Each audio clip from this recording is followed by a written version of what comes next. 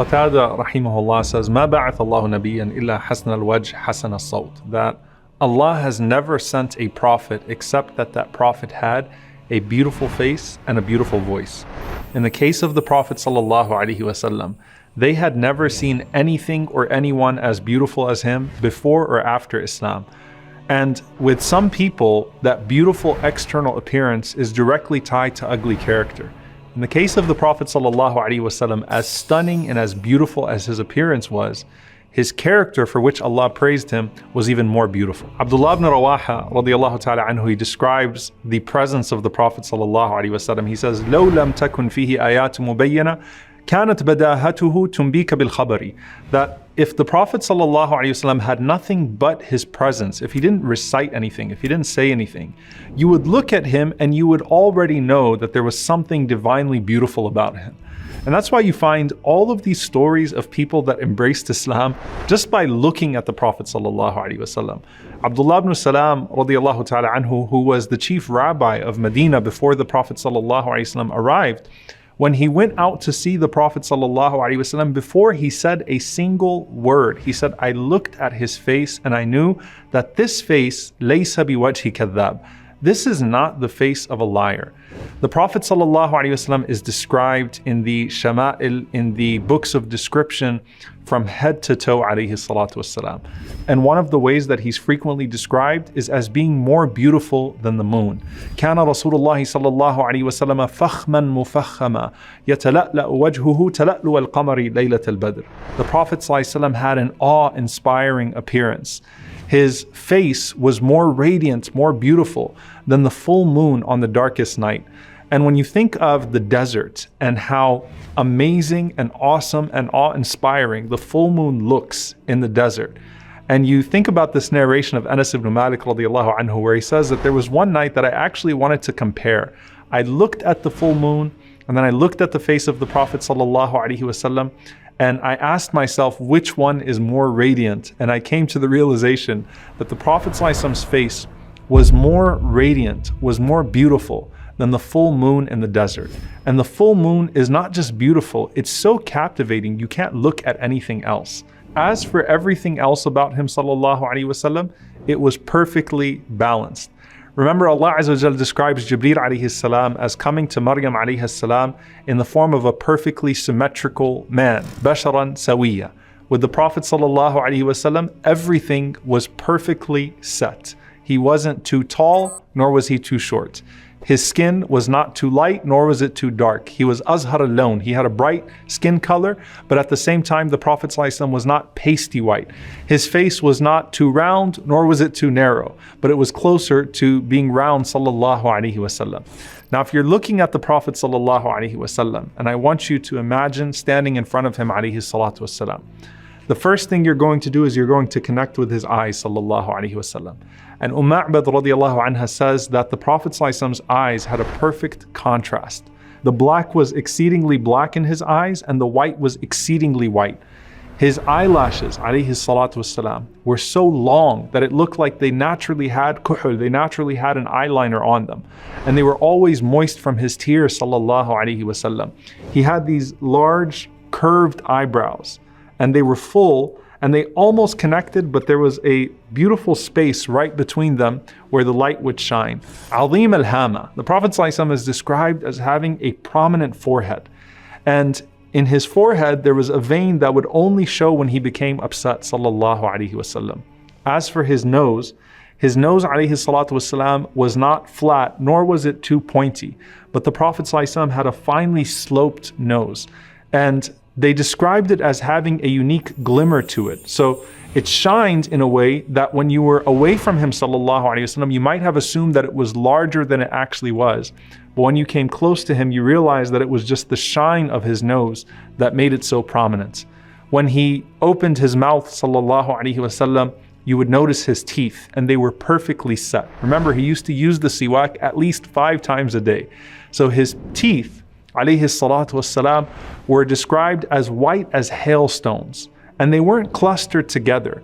They were set in a way that there was a fine line between each of those teeth. And his mouth, alayhi salatu wassalam, was wide. And he's described as having a perfect articulation. His words were crisp. You could hear everything he said, sallallahu alayhi wasallam. And his voice was melodious, and it had a natural echo to it, sallallahu alayhi wasallam. And his hair, just like everything else, is perfectly in the middle. It wasn't too straight, nor was it too curly, but instead it was wavy hair. And the Prophet ﷺ would keep it sometimes to his earlobes, sometimes he would let it go all the way to his shoulders, sallallahu alaihi wasallam. And of course, in times of Hajj and Umrah, he would shave his head, sallallahu alaihi wasallam. He also had a dense, full beard, alayhi salatu wassalam. And the Prophet ﷺ used to comb his hair and he used to comb his beard. And they were fully black. And the Sahaba counted just between 14 and 20 gray hairs in his hair and his beard, sallallahu alaihi wasallam, at the time of his death. So he's 63 and he only had a few gray hairs, sallallahu alaihi wasallam, in his hair and his beard. And they said when he would use oil, sallallahu alaihi wasallam, you couldn't even see them. And when you could see them, they were concentrated right under his lips, sallallahu alaihi wasallam, and on his sideburns, alayhi salatu wasalam. Then you come down to his neck. And the Prophet ﷺ had an elegant long neck. They said it was like the neck of a gazelle, sallallahu alaihi wasallam. And then you looked at his shoulders. He had broad shoulders, sallallahu alaihi wasallam. He was strong arms, alayhi salatu wasalam. He had a strong chest. And even until the date of his death, his stomach never extended beyond his chest, sallallahu alaihi wasallam. So he maintained his weight, alayhi salatu wasalam, and he maintained his fitness. The Prophet ﷺ was not a hairy man. So other than his hair on his head and his beard, the Prophet ﷺ did not have much hair on the rest of his body. And he had a little bit of hair on his chest and a line that naturally ran down all the way to his navel, sallallahu alaihi wasallam. Then you come to his limbs. And the Prophet ﷺ is described as having well-defined big limbs. So he had big bones, big hands, big feet. He had large calves, sallallahu alaihi wasallam. And they said that his calves were perfectly round, and then he had absolutely no weight on his heels, alayhi salatu wassalam. And his lower body was so strong, sallallahu alaihi wasallam, that he used to be able to jump on a horse and a camel and mount it with absolutely no saddle because of the strength of his lower body. And that's why you'll find, subhanAllah, that Al-Hasan radiallahu ta'ala anhu is described as resembling the Prophet ﷺ in his upper body, meaning his beauty. Al-Husayn radiallahu ta'ala anhu is described as resembling the Prophet ﷺ in his lower body because of his strength. He was a warrior radiallahu ta'ala anhu, like his grandfather sallallahu alayhi wasallam. Despite that, Anas ibn Malik radiallahu ta'ala anhu says that his hands and his feet were smoother than silk, and water would slither right off of the hands and the feet of the Prophet sallallahu alaihi wasallam. And he had a beautiful scent, alayhi salatu wassalam. He would sweat perfume, sallallahu alaihi wasallam. When you smelled his sweat, it smelled good. And if you shook the hand of the Prophet sallallahu alaihi wasallam, you would maintain the scent of his hand on your hand for days after meeting him, sallallahu alaihi wasallam. He had the best of breath, sallallahu alaihi wasallam. And when you saw him from afar, his appearance would strike you. And then when he came close to you, his beauty would overwhelm you in a way that you couldn't stare at him, sallallahu alaihi wasallam. Al-Bara radiallahu ta'ala anhu said, Wallahi, I went out one night and I saw the Prophet sallallahu alaihi wasallam in this red garment. And it was a red hulla from Yemen, his favorite garment to wear on occasions. And he said, I have never seen a sight more beautiful than the Prophet sallallahu alaihi wasallam on that night. Abu Hurairah radiallahu ta'ala anhu said, when I saw the Prophet sallallahu alaihi wasallam, he was so perfectly set, it was as if he was molded in silver, sallallahu alaihi wasallam.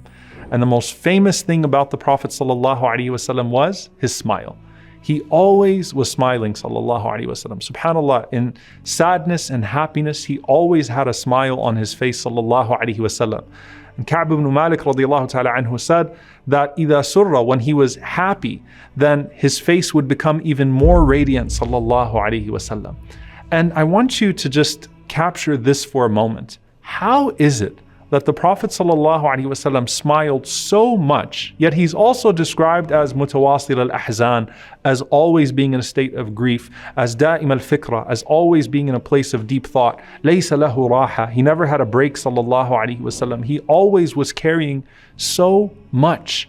And this goes to the khuluq, the character that Allah talks about in the Quran, that some people, you would think that they're aghniya, you would think that they have absolutely nothing going on because of the way that they carry themselves. But smiling is a sadaqah, it's a charity. And with the Prophet ﷺ, there was no man that smiled at his ummah more than the Prophet ﷺ. But at the same time, there was no man that wept for his ummah than the Prophet ﷺ.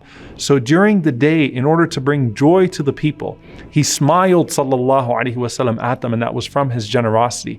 And during the night, there was no man that would cry more than him ﷺ in front of his Lord, also to bring joy and happiness and relief to his blessed ummah.